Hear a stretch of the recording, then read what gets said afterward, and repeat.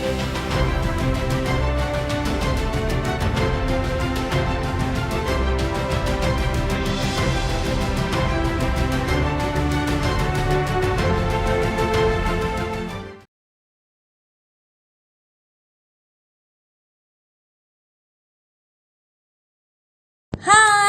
selamat malam sahabat keluarga. Salam jumpa kembali dalam talk show bersama dengan Family First Indonesia.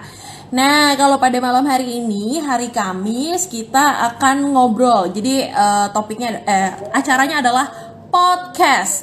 Pojok cerita seputar cinta gitu ya. Jadi kita hari ini mau ngebahas tentang cinta-cintaan, tapi cintanya berbeda nih. Jadi bukan cinta terhadap pasangan aja, tapi hari ini kita mau membahas tentang cinta terhadap anak berkebutuhan khusus.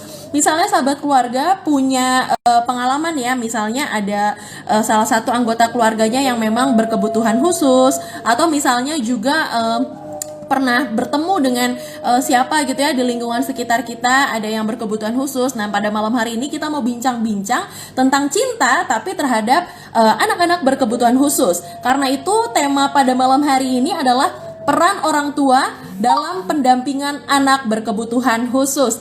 Nah, kalau misalnya selama ini sahabat keluarga sudah pernah mengalaminya atau sedang mengalaminya dan ingin sharing bersama dengan kita semua, ingin berbagi tips atau mungkin ingin berbagi pergumulan, boleh banget silahkan tinggalkan di kolom komentar hal-hal yang terkait tema kita pada malam hari ini, yaitu peran orang tua dalam mendampingi anak berkebutuhan khusus. Dan pada malam hari ini kita kedatangan salah satu narasumber, yaitu Ibu Kristi Prawira, Mbak Kristi karena masih muda banget. Dan Mbak Kristi ini memang sudah malang melintang ya di dunia ilmu perilaku gitu ya. Dan pada malam hari ini Mbak Kristi akan menolong kita semua, memberikan kita banyak insight ya mengenai bagaimana sih kita mendampingi anak-anak ataupun orang-orang yang berkebutuhan khusus. Halo, selamat malam Mbak Kristi. Malam, apa kabar, Alan? Baik, wah baik dan semangat sekali ya. Nah, Mbak Kristi, kita malam hari ini ada tema peran orang tua dalam mendampingi anak berkebutuhan khusus. Sebelum kita langsung bahas mengenai tema pada malam hari ini, kan katanya nih kalau nggak kenal nggak sayang. Jadi aku mau tanya dulu sama Mbak Kristi. Mbak Kristi boleh dong perkenalkan diri. Mbak Kristi itu siapa sih? Sampai-sampai tema hari ini tuh cocok banget untuk dikupas sama Mbak Kristi. Silakan Mbak Kristi. Oke, jadi perkenalkan nama saya Kristi. Saya adalah seorang behavior analis. Jadi behavior analis itu kerjanya kita itu merancang sebuah intervensi gitu ya untuk anak-anak berkebutuhan khusus yang berbasis perilaku. Jadi kita pokoknya untuk misalnya anak-anaknya itu orang tua mengeluh kok anakku suka tantrum ya, atau kok anakku belum bisa ngomong, speech delay.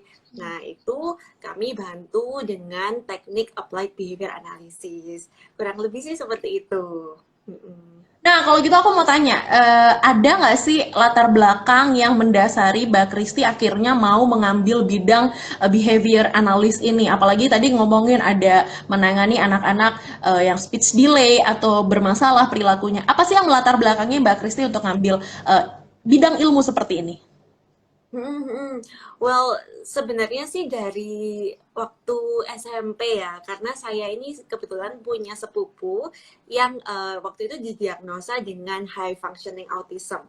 Nah, di situ saya melihat bahwa kok sepupuku ini susah banget untuk mendapatkan intervensi yang efektif gitu. Pertama cari-cari di Jakarta dia posisinya uh, kurang, nggak ada yang bagus, sampai waktu itu akhirnya mamanya atau tante saya itu harus pergi ke Australia lah, pergi ke Singapura untuk mencari intervensi. Nah, ketemulah ABA, Applied Behavior Analysis ini, dan dia itu improvementnya luar biasa. Jadi dari yang awalnya kalau diajak ngomong tuh nggak bisa, HP-nya apa-apanya kalau marah itu di flush ke toilet gitu ya, sampai sekarang udah bisa kuliah. Dan kuliahnya di Melbourne gitu. Jadi saya melihat bahwa wow, ternyata ada loh intervensi yang sangat efektif untuk anak kebutuhan khusus. Maka dari itu saya itulah ya bertekad untuk oke, aku mau nih untuk menggeluti bidang ini karena jarang banget yang ada di Indonesia. Sekarang sih udah mulai ada beberapa, cuman masih sangat sedikit untuk yang certified gitu. Mm-mm. I see. Jadi meskipun sangat sedikit, tapi pada kasus-kasus yang tadinya mungkin banyak orang ngerasa kayaknya nggak mungkin nih, tapi ternyata masih mungkin ya untuk dilakukan intervensi, dilakukan apa namanya treatment-treatment yang dapat menolong. Nah dari tadi kan Mbak Kristi nyebut kata intervensi nih Mbak, boleh nggak dijelasin ke kita semua? Sebenarnya yang dimaksud intervensi itu apa dan seperti apa sih? Oke, oke. Well, sebenarnya itu bukan sesuatu teknik yang gimana banget ya. Tapi kita itu melihat sebuah perilaku itu berdasarkan fungsinya. Jadi kalau selama ini kan orang tua kalau ngelihat, aduh anakku nangis. Kalau nangis dimarahin atau nangis dibiarin aja misalnya kayak gitu ya. Nah, kalau kami melihatnya itu fungsinya tuh sebenarnya kenapa sih kok anak ini menangis gitu. Apakah dia menangis untuk mencari perhatian? Apakah dia menangis untuk mendapatkan sesuatu? Nah, itu yang kita cari tahu.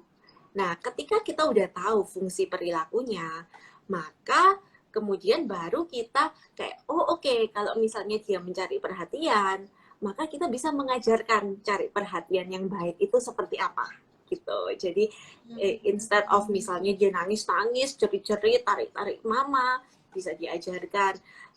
Oke, kalau setiap kali mau cari perhatian bilang mama, panggil mama misalnya kayak gitu. Nah, dengan begitu anak akan mengerti, oh perilaku negatif itu sebenarnya tidak berfungsi. Yang berfungsi adalah komunikasi yang baik. Kayak gitu sih kurang lebihnya. Nah, itu kita Berarti ajarkan. seperti Hmm, mengarahkan gitu ya, diarahkan betul, pada fungsi yang sebenarnya apa gitu ya. benar sekali.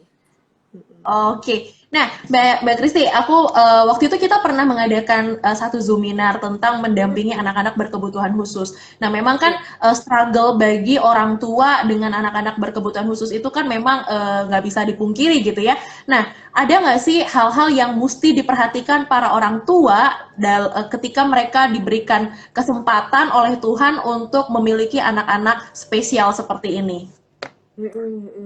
Well, memang sangat nggak gampang ya. Tetapi ketika Tuhan memberikan anak-anak spesial ini, berarti orang tua, berarti kan nggak mungkin lebih dari kekuatan kita, ya Betul. kan? Jadi yang pertama kita harus menghadapi setiap hal itu dengan kepala dingin. Jadi kita mesti menyadari bahwa anak berperilaku sedemikian rupa, itu pasti ada alasannya. Nah, itu yang perlu kita cari kan alasannya kenapa sih kok anak kita itu melakukan ini gitu. Dan ketika kita bisa menemukan alasannya, maka lebih gampang kan untuk kita itu mengerti dia kayak oh oke, karena anakku seperti ini apa mencari perhatian misalnya kan atau kepingin sesuatu, maka mengertinya itu jadi lebih gampang. Itu yang pertama sih. Nah, terus yang kedua juga sadari bahwa anak itu kan ingin menyampaikan sesuatu. Cuman Betul. memang kalau berkebutuhan khusus itu agak sedikit susah ya untuk mereka langsung ngomong. Kalau misalnya anak normal kan, mama aku mau permen dong, misalnya gitu. Nah kalau anak kebutuhan khusus mau ngomong kata permen aja susah banget. Jadi mungkin dia ekspresinya dengan tantrum atau dengan ya apa menangis seperti itu.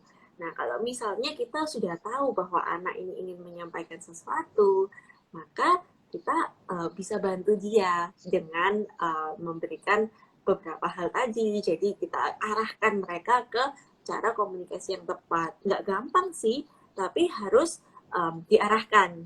Kalau terlambat malah nanti susah kayak gitu kan. Terus kita juga mesti menyadari bahwa anak ABK itu adalah titipan Tuhan. Jadi kalau ketika kita melihat sometimes kayak, aduh udah stres banget gitu ya. Ya, ya, Uh, ya. kita instead of kita pikir, aduh anak apa ya udahlah biarin aja. Instead of kita berpikir seperti itu, yang bisa kita lakukan adalah kita pause dulu, kita mundur sedikit.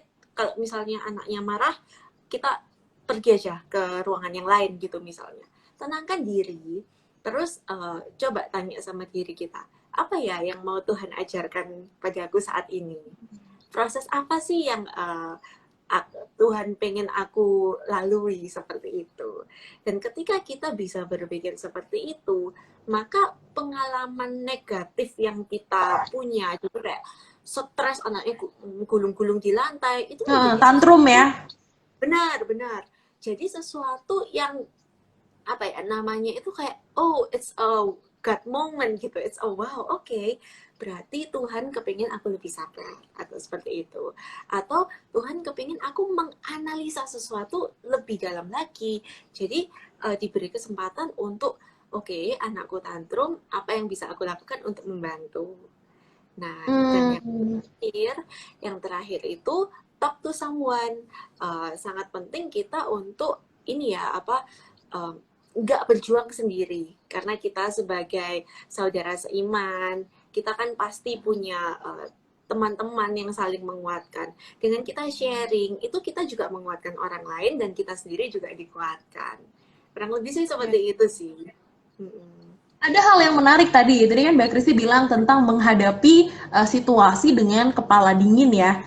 Nah, ini Ya, kan tadi kita bahas nih, aduh banyak banget struggle di dunia kerja, kemudian di keluarga mungkin tadi bertemu dengan pasangan gitu ya, terus ditambah lagi dengan anak yang spesial. Nah, gimana caranya supaya kita itu bisa berkepala dingin? Kalau tadi dibilang bertemu dengan orang-orang yang bisa mendukung, kadang-kadang kan kita sama orang dewasa aja kayak aduh ntar dulu deh jangan curhat dulu ya gue sendiri lagi pusing gitu. Nah gimana sih cara supaya kita bisa tetap sehat secara mental sampai bisa berpikir dengan kepala dingin berhikmat seperti itu, gimana Mbak Kristi? right, right. Yang pertama sih atur ekspektasi. Karena kalau kebanyakan orang tua itu menganggap bahwa anak itu adalah masa depan kita gitu ya. Dan itu nggak benar kan sebenarnya. Jadi anak itu titipan Tuhan. Dan ketika kita membesarkan anak, kita nggak boleh berekspektasi bahwa anak yang akan nantinya anak akan menjaga kita di masa tua. Kita nggak bisa berpikir seperti itu karena yang memegang kehidupan kita adalah Tuhan, ya kan. Jadi ketika kita tahu bahwa hidup kita di tangan Tuhan dan Tuhan juga sayang banget sama anak kita, sehingga anak kita nanti mau besarnya seperti apa, nanti dia bisa, pasti ada ketakutan kan, apakah dia nanti bisa dapat kerja, punya pasangan, atau uh, nanti ke depannya itu seperti apa gitu. Tapi kita harus sadari bahwa ketika Tuhan memberikan anak itu kebutuhan khusus, berarti anak itu dapat melalui dengan pimpinan Tuhan. Itu yang pertama sih yang menurut saya adalah sesuatu yang kita harus pegang sebagai orang tua dari anak ABK ya. Dan yang kedua mungkin jangan diam aja. Jadi mungkin susah kadang-kadang kan, oke, aduh aku lagi stres banget nggak mau ngobrol sama orang lain. Nah, sometimes it helps untuk punya komunitas yang sangat mendukung. Jadi kita nggak perlu ngomong sama orang-orang itu, tapi misalnya kalau di sini ya, saya tahu ada beberapa, ada namanya Beyond Childhood gitu. Mereka adalah komunitas parents baru. Nah, mereka biasanya post benar-benar some stuff gitu ya di Instagram yang mendukung parents, supporting parents. Jadi look at positive stuff gitu, it's going to help a lot. Jadi kita merasa oh we are not alone in this very difficult and long journey. Karena saya tahu ini it's a lifelong journey kan. Seperti itu sih. Nah, tadi kan berarti kan Mbak Kristi sempat menyinggung istilahnya menemukan suatu komunitas positif ya buat kita. Entah itu misalnya yang bisa ketemu secara langsung atau misalnya komunitas online. Kadang-kadang mungkin juga kalau misalnya di remaja ada peer support, mungkin ini ada komunitas untuk saling mendukung di antara para orang tua dengan anak-anak spesial. Nah, Mbak Kristi aku mau nanya deh. Tadi Mbak Kristi sempat menyinggung bahwa mungkin orang tua itu suka kepikiran gimana ya masa depan anak saya nantinya, apakah dia bisa bekerja, mandiri dan lain-lain. Nah, cuma aku jadi keinget gini Mbak Kristi, gimana kalau misalnya mempersiapkan anak kita yang berkebutuhan khusus ini untuk menghadapi kehilangan karena suatu saat kan orang tuanya mungkin akan pergi duluan gitu. Nah, yang Hmm. kayak gini pernah nggak nemuin kasusnya Mbak Kristi? Mm-mm. Oke, well kalau yang untuk yang dewasa atau yang seperti itu sih saya to be honest belum pernah kayak mendampingi lah ya. Tapi yang perlu disiapkan dari kecil adalah mereka perlu disiapkan. Jadi mereka itu perlu melalui terapi yang intensif seperti itu Hmm. sehingga ketika mereka itu sudah besar, mereka itu bisa mendapatkan kerja. Dan itu terapinya tuh terus berlanjut gitu. Jadi kita ada namanya terapi daily living skill therapy. Jadi what that means is kita mengajarkan life skills kepada anak-anak. Jadi modelnya seperti apa? Contohnya mengajarkan memasak gitu ya. Kalau orang dewasa Hmm. mungkin kita, maksudnya orang biasa, oke ngajarin masak paling mungkin lihat YouTube ya atau lihat resep terus coba-coba bisa. Nah, kalau untuk anak kebutuhan khusus, terapisnya akan mendampingi step by step. Bagaimana sih cara melihat resep itu di breakdown jadi kecil-kecil. Nah, ketika dia melakukan satu step yang bagus, kita berikan banyak reinforcer atau reinforcer itu seperti pujian atau hadiah gitu. Jadi di dalam setiap stepnya kita berikan mereka semangat. Kita berikan mereka, oh oke, kamu tuh sudah melakukan benar loh.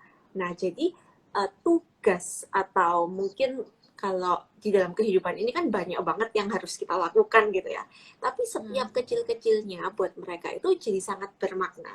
Jadi setiap step itu buat mereka bukan menjadi beban yang berat lagi, tapi menjadi sesuatu yang oh menyenangkan ya ternyata mengerjakan sesuatu itu.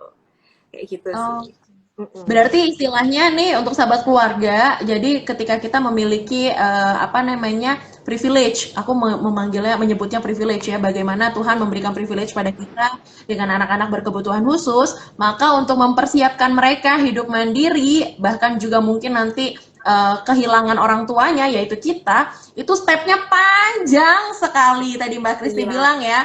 Jadi ada pelatihan-pelatihan khusus kayak tadi Mbak Kristi sempat sebut daily living skills. Jadi bagaimana seni bertahan hidup gitulah ya. Seni bertahan hidup apa namanya dari hari ke hari, dari hal-hal yang paling simple dan pengertian-pengertian lainnya gitu ya.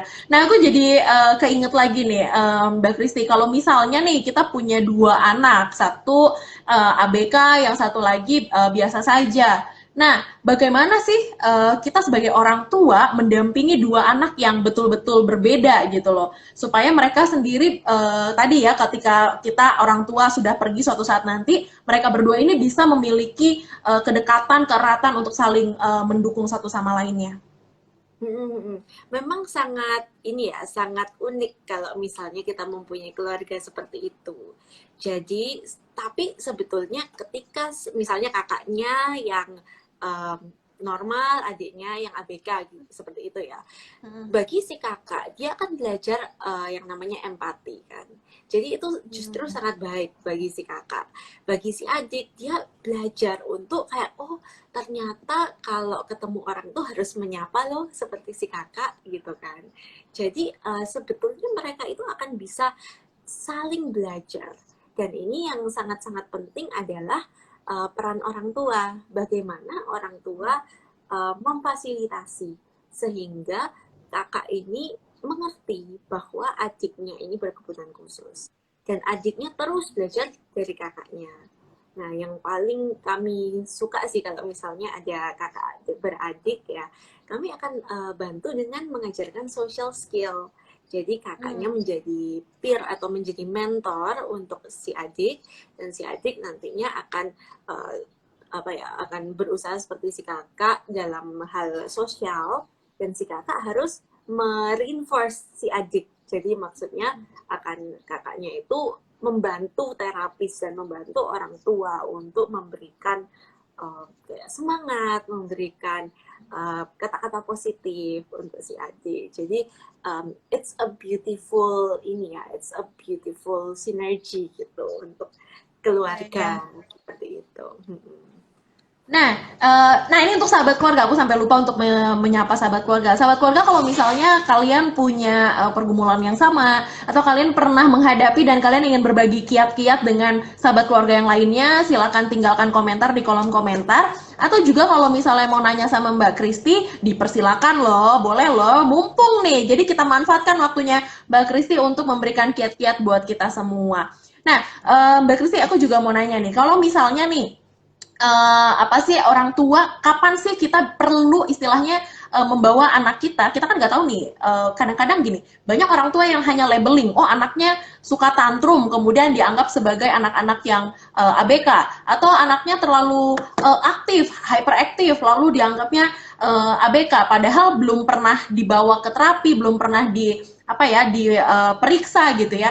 Nah, seperti apa sih Mbak Kristi supaya kita bisa tahu kapan kita perlu membawa anak kita untuk ditelaah lebih lanjut? Oke, that's a very good question ya. Jadi memang kebanyakan orang tua itu ada dua ekstrem nih. Satu yang oh ya udahlah nyantai aja, nah, aku nggak apa-apa, denial gitu. Ada yang terlalu was-was sehingga misalnya anaknya 6 bulan terus belum ada keluar kata-kata itu udah panik duluan kayak gitu. Hmm. Sangat penting untuk kita itu melihat developmental milestones. Jadi ada banyak, kalau di internet bisa dicari kok namanya developmental milestones. Dan kalau Bapak Ibu juga punya buku imunisasi gitu ya, harusnya ada tahap-tahapnya meskipun bukan sesuatu yang super lengkap, jadi mendingan cari di internet aja. Tapi contohnya itu seperti ini, misalnya kalau anak umur 1 tahun, itu dia harus bisa 2-6 kata. Nah, ini developmentalnya akan cepat. Jadi ketika anak sudah 2 tahun, dia harus sudah bisa 150 sampai 200 kata by within 1 tahun ya. Nah, ketika anak 3 tahun harus bisa 1000 kata. Jadi imagine betapa cepatnya perkembangan dari bahasa dan dari komunikasi dari 0 sampai 3 tahun tersebut. Nah, ini tuh dan orang bilang golden age adalah 3 sampai 5 tahun. Benar, dalam arti itu adalah ketika mereka benar-benar belajar. Tapi untuk komunikasi, sangat penting untuk kita melihat komunikasi itu dari 1 sampai 3 tahun. Nah, ketika kita udah melihat ada delay, lebih cepat lebih baik untuk kita konsultasikan. Karena nggak seperti yang Mbak bilang tadi kan, nggak semua itu ABK. Bisa aja cuma speech delay hanya karena kurang stimulasi. Itu banyak sekali saya jumpai. Jadi mereka itu kurang stimulasi sehingga misalnya papa mamanya duduk kerja gitu ya. Dan akhirnya dia di rumah sama mbak yang ternyata mbaknya itu pendiam gitu. Anaknya jarang diajak omong, akhirnya waktu ditanyain sesuatu kok nggak jawab gitu. Nah, ketika kita orang tuanya berkonsultasi dengan kami, barulah kami melihat historinya gitu ya, melihat bahwa oh ya ternyata memang kurang stimulasi. Jadi yang perlu dilakukan simple, cuman butuh orang tua itu duduk dengan anak 2 kali 20 menit pagi, jadi 2 kali 20 menit, 20 menit di pagi hari yang nggak terganggu ya. Jadi HP-nya tuh kalau saya ngajarin orang tua, oke, HP harus tertutup, papa, mama, anak duduk di lantai bertiga, ngobrol-ngobrol, udah setiap yang anak lakukan itu dikomentarin. Itu aja. 20 menit di pagi hari, 20 menit di sore hari atau sebelum tidur. Itu kalau memang anaknya hanya kurang stimulasi, itu akan sangat-sangat membantu sehingga anaknya bisa catch up. Tapi kalau misalnya ada komorbiditas, itu lain cerita kayak gitu. Wah, ini bisa 2 SKS sendiri nih berbicara ya. Ada banyak. Nah, tapi tadi jadi menarik. Dari tadi HP aku bunyi beberapa pertanyaan ternyata dikirimkan lewat WA. Ada yang bertanya gini tadi, barusan Mbak Kristi kan singgung tentang misalnya ya, apalagi kalau di Jakarta atau di kota-kota besar biasanya orang tua dua-duanya kan kerja. Kemudian anak bersama dengan suster ataupun dengan ART gitu kan. Nah, ketika anak akhirnya harus terapi deh. Nah, biasanya yang harus ikut terapi itu orang tuanya atau orang-orang yang biasa mendampingi sehari-hari si anak. Mm-mm. Jadi memang kalau kami selalu minta orang tuanya untuk ikut. Karena Hmm. kalau misalnya orang yang biasa mendampingi si anak, misalnya ART, kalau misalnya ART-nya tidak menyampaikan ke orang tua, maka orang tua tidak bisa mensupervisi apakah ART ini sudah melakukan apa yang kami ajarkan. Jadi kami selalu punya kontrak, di mana kalau misalnya orang tuanya mau memutuskan untuk terapi dengan kami, maka orang tua harus involve. Kalau enggak, kami nggak mau terima tuh. Karena kami merasa ini adalah kerjasama, bukan kami kerja sendiri ya, tapi orang tua sama terapis harus bekerja sama. Kalau nggak ada kerjasama, percuma, nggak akan ada improvement. Jadi perilaku, misalnya kami udah terapin perilaku di sini, di rumah, kalau setiap nangis, dipeluk, dikasih permen. Ya percuma, ya kan? Jadi Kasih nggak gadget akan lagi kan? improvement. Iya, iya, Iya. benar-benar. Nah, berarti nih sahabat keluarga nih hal yang penting ya bahwa ternyata waktu yang berkualitas tadi Mbak Kristi sempat bilang sebelum labeling bahwa anak kita ini ABK atau bukan, coba dicoba dulu dengan stimulus, meluangkan waktu yang berkualitas. Jadi bukan kuantitasnya yang dilihat, bukan 20 menitnya, tapi kualitas bersama dengan si anak, betul-betul fokus dengan komunikasi, dengan aktivitas si anak, mengomentari apa yang dilakukan anak, bahkan bisa beraktivitas bareng gitu ya. Nah, ini penting nih. Jadi makanya penting banget topik hari ini mendampingi anak ABK. Nah, ini ada satu lagi pertanyaan tentang pubertas, Mbak Kristi. Nah, Oke. gimana sih apa mengajarkan puberti ya kepada anak-anak kita ketika mereka mulai beranjak dewasa, ketika kondisinya mereka adalah anak apa ABK seperti itu. Gimana Mbak Iya. Kristi? Nah, iya kalau anak ABK itu memang tergantung ya ABK-nya itu seperti apa. Karena kan diagnosa itu besar sekali. Ada autisme, ada Down syndrome, ada social communicative disorder, ADHD. Mungkin waktu itu sudah kalau nonton yang apa Zoominarnya Family First yang Ibu Agia itu ya, Dokter Agia udah menjelaskan ada beberapa. Nah, bisa ditonton lagi di situ. Tapi memang beberapa hal yang sangat-sangat penting itu adalah kita harus mengajarkan anak itu dengan visual. Jadi visual itu sangat-sangat efektif. Apa yang bisa kita lakukan? Jadi misalnya kita ambil aja beberapa gambar gitu. Misalnya contoh pubertas itu, maksudnya cewek ya, menstruasi seperti itu kan. Jadi kita bisa ajarkan ke mereka tentang dengan social story. Apa itu social story? Jadi kita pakai gambar-gambar gitu.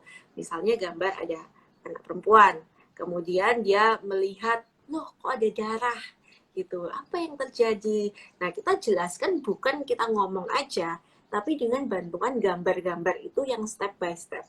Nah, dengan melihat visual itu, lalu mencocokkan dengan apa yang terjadi pada anak, itu akan sangat membantu. Gitu sih. Baik, jadi memang istilahnya kalau visual itu lebih merangsang supaya istilahnya mereka lebih paham dengan melihat apa yang sebenarnya terjadi dalam keseharian mereka, mempersiapkan mereka ketika akil balik ataupun pubertas. Memang nggak ini ya nggak terasa ya, udah tinggal 1 menit loh ternyata Mbak Oh iya. Kristi. Oh my god. Nah, aku minta ini deh, minta pesan-pesan nih, pesan-pesan dari Mbak Kristi terhadap followers kita yang memiliki anak-anak spesial, memiliki anak berkebutuhan khusus. Apa aja nih kiat-kiat dari Mbak Kristi? Silakan. Oke, jadi kalau dari saya sih, saya bisa singkat jadi TAAT, taat gitu ya, supaya gampang diingatnya. Jadi yang pertama adalah ketika kita melihat anak kita berperilaku sesuatu yang tidak menyenangkan atau tidak sesuai ekspektasi, yang pertama kita harus tenang. Karena oke, setiap kali melihat tenang dulu, kalau perlu seperti tadi ya keluar ruangan dulu atau menenangkan diri minum kopi kayak atau apa, kalau bagi saya sih minum kopi gitu ya. Nah yang kedua adalah atur ekspektasi. Jadi kita tahu bahwa kadang-kadang kita langsung berpikir aduh nanti gimana, tapi atur ekspektasi bahwa sadari bahwa Tuhan itu telah memberikan kita cobaan tidak akan lebih dari kekuatan kita, maka ini pun akan berlalu ya kan, dan kita langsung bisa juga langsung berpikir bahwa oh ya, be still and know that I am God gitu kan. Jadi Tuhan in control of the situation. Jadi atur ekspektasi kita. Yang kedua adalah yang A lagi ya, analisa fungsi perilaku. Jadi kalau mau tahu, ini sih lumayan panjang, jadi bisa dilihat di IG-nya Blue Bridge Center, center kami. Itu kami ada 4 fungsi perilaku. Jadi dijelaskan di situ fungsi-fungsinya apa aja. Nah, untuk fungsi perilaku ini kita harus lihat anak kita itu yang mana supaya intervensinya tepat.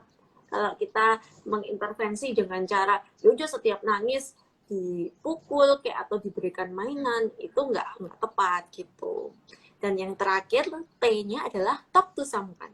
Jangan memikul beban ini sendiri, karena kita punya saudara-saudara seiman, kita punya psikolog dan dokter anak yang luar biasa yang mengerti kondisi kita, meskipun setiap anak berbeda ya, tapi mereka akan bisa mengarahkan kita dengan lebih baik.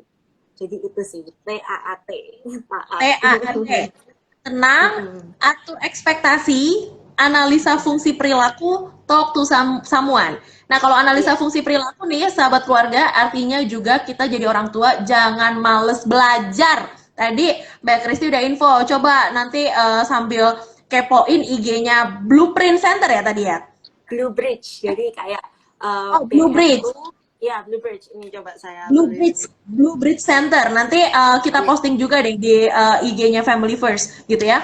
Nanti bisa sambil ngelihat tuh mengenali tipe-tipe dasar tadi ya. Ada 4 fungsi perilaku. Nah, itu kita bisa melihat seperti apa sih perilaku anak kita dan lain-lain. Kalau misalnya dirasanya ragu, jangan jangan ragu juga untuk mungkin nanti bisa konsultasi dengan Blue Bridge Center. Nanti bisa tindak lanjuti lagi gitu ya. Nah, Mbak Kristi, thank you banget 30 menit plus-plusnya untuk memperkaya kami semua dengan wawasan mengenai mendampingi anak-anak berkebutuhan khusus. Harapannya nanti sahabat keluarga yang saat ini mungkin tengah bergumul dengan mencintai anak-anak berkebutuhan khusus, mencintai orang-orang berkebutuhan khusus, bisa lebih semangat, gak gampang patah arang, gak gampang nyerah gitu ya, karena ternyata kita punya banyak hal yang mungkin bisa kita lakukan untuk bisa memperkuat diri kita dan memperkuat anak-anak berkebutuhan khusus. Sekali lagi terima kasih Mbak Kristi, terima kasih juga sahabat keluarga yang sudah mantengin IG-nya Family First Indonesia. Semoga besok-besok kita bisa curhat lagi nih sama Mbak Kristi, mungkin tentang mental health ya, untuk para kaula muda nih, penting nih, apalagi ngomongin PSBB, di Jakarta mau PSBB lagi soalnya Mbak Kristi. Oke, sampai jumpa, bye.